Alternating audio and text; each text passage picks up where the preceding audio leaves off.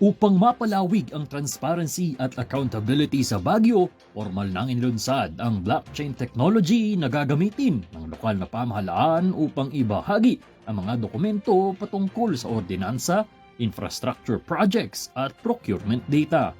Starting today po is start na po kaming mag-mint ng mga documents na maipapasok po sa blockchain para hindi na po ito mawawala or magiging immutable. Today, we officially launched GoodGovChain, a blockchain-powered transparency platform that brings Baguio closer to becoming a more open, verifiable, and data-driven government.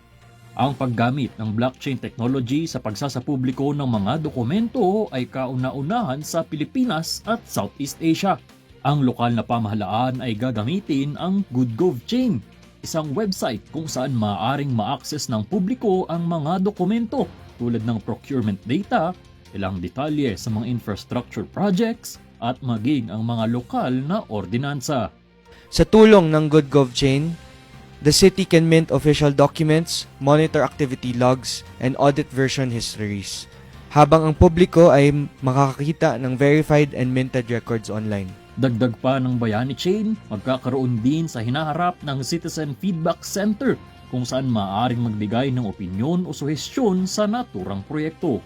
In the near future, we will also launch a Citizen Feedback Center kung saan ang mga taong bayan ay pwedeng mag-request ng clarifications, magbigay ng feedback at mag-report ng anomalies sa mga dokumentong nakarecord sa blockchain. Ang paggamit ng blockchain technology ay kabilang sa mga inisyatibo ng lokal na pamahalaan bilang miyembro ng Open Government Partnership o OGP.